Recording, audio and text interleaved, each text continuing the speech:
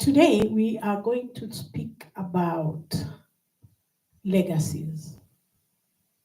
The Bible says that a wise man leaves an inheritance for his children, his children's children.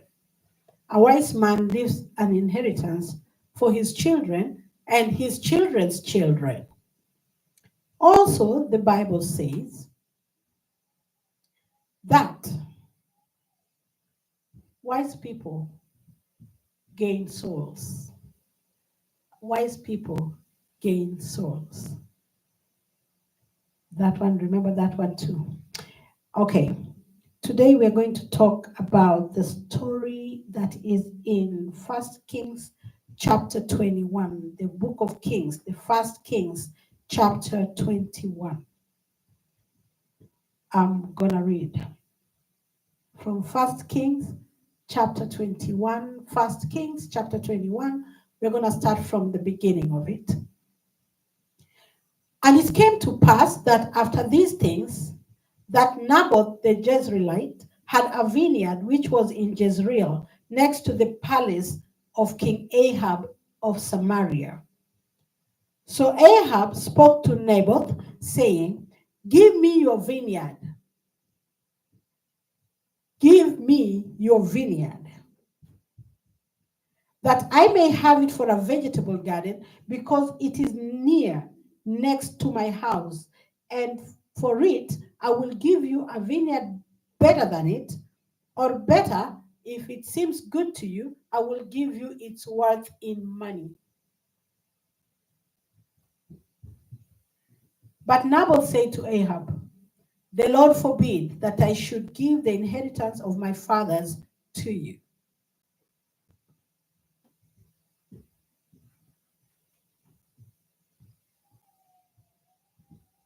I'm going to read that again because I want you to hear it clearly. I'm going to read again. 1 Kings chapter 21. And it came to pass after these things that Naboth the Jezreelite had a vineyard which was in Jezreel, next to the palace of Ahab, king of Samaria. So Ahab spoke to Naboth, saying, "Give me your vineyard, that I may have it for a vegetable garden, because it is next to my house. And for it, I will give you a vineyard better than it, or if it seems good to you, I will give you its worth in money." But Naboth said to Ahab, "The Lord forbid that I may give the inheritance of my fathers to you." So Ahab went home into his house, sullen and displeased, because of the word which Naboth the Jezreelite had spoken to him. For he had said, "I will not give you the inheritance of my fathers." Jabez, I'm sorry. I don't know where I got this from. Okay, Naboth is telling Ahab the king that I will not give you the land that is my inheritance from my fathers. The land that is my inheritance from my fathers, with a S, fathers. In other words, this is the kind of land that belonged to his family members. The land has been passed on from one generation to another generation to another generation. That's why it says fathers, not father. In other words, his father gave him the land. He inherited the land from his father. But his father also inherited the land from his father, who in turn probably inherited it from his father. You know, let's read another version. This is the New King James Version. I'm going to read from another version. This one is the New Living Translation. New Living Translation. Let's check it out, see what it says. 1 Kings.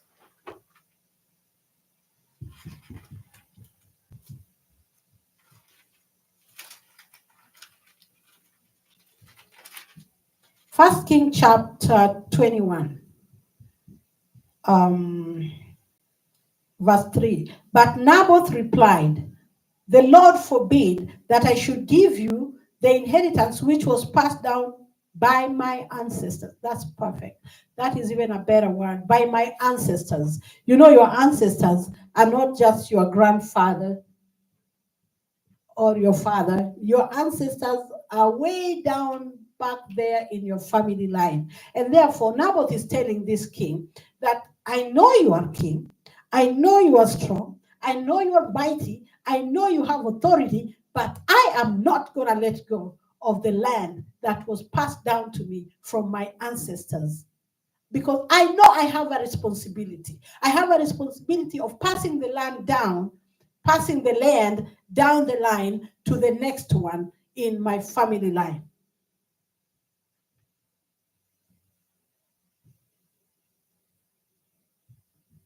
What does this mean to you as a Christian today? What are we reading this for? There are things in our lives that the Lord has given to us. There are things that are for us and for our children. The things that the Lord has released to us are for us and our children. But we are letting those things go. We are women and men of faith. And some of us are only coming to church. I'm not talking about this church here, but a lot of Christians are only being Christians for themselves. They have forgotten that it is their responsibility to bring along the younger ones. It is their responsibility, especially if you are the parent of the child. The first thing that you're supposed to give to your child is God. Do you understand? What I'm trying to say is this. In the process of life, the first gift that you ought to give to your child is the gift of having God in their lives. Let your child know God. A wise man gives an inheritance to his children and his children's children. Your first inheritance has to be God. Life is hard when you don't have God. I always say that I don't understand how heathens or those who have rejected Christ live their lives, because I am able to hold my head high. I am able to feel sane because I always go to the cross and leave my burdens there. I always put my hope in God that He will do for me that which I need. I always have an exit to my pressures, to my stresses. What about that man or woman whose hope is within himself, whose trust is only in himself? Someone who has no cross to take their burdens to. It is a hard life. I thank God for the blood. I thank God for Jesus. I thank God for the opportunity to come to Him and be with Him and walk with Him and take His yoke, which is much lighter. So the first thing we have to do, let that inheritance go to the right person. You inherited your Christianity from somebody. You had a spiritual father, you had a natural father who allowed you to go to a church or a meeting, an assembly somewhere, a crusade somewhere, and you are able to meet God and to walk with God. Now, your child is in the house or somewhere else with an iPad, and you are here because you don't want to be distracted. Let us give our inheritance because we are supposed to hold on to that inheritance and pass it on. We are not supposed to let the wolves have it. We are not supposed to let it evaporate or be dead in us or whatever. When it comes to physical things, there is a legacy, a family legacy. To some of you, it might be a locket. To some of you, it might be a picture frame or a picture or a drawing from your great-grandfather, maybe, who knows? Maybe Michelangelo was one of your family members. what I'm trying to say is, whatever is in your family that is held in high esteem should always remain in the family. Let no greed or a good proposal cause you to get rid of it. That is what happened in the Garden of Eden. In the Garden of Eden, when the ancient serpent came to Eve and told Eve, you know, that fruit, did the Lord really say whatever, whatever? She was cheated into letting go of the inheritance that the Father had given unto us. And now we are going through some things that we are not supposed to go through because somebody let go of the inheritance that was already ours. Naboth here has a good understanding. He knows that this thing that I got from my grandfather and my great grandfather and my great great great grandfather, all the way back to those we call ancestors, is supposed to stay in my family line. All these blessings that we have in our bloodline are not supposed to be traded for anything else. The blessings in your bloodline are supposed to be preserved and to be kept within the bloodline.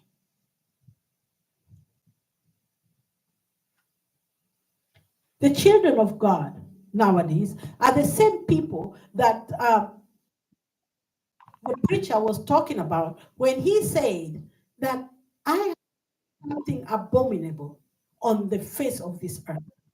I have seen something abominable on the face of this earth, whereby the prince is the one holding the horse, walking the horse, while the servant is sitting on the horse. The prince is the one that is leading the donkey, while the servant is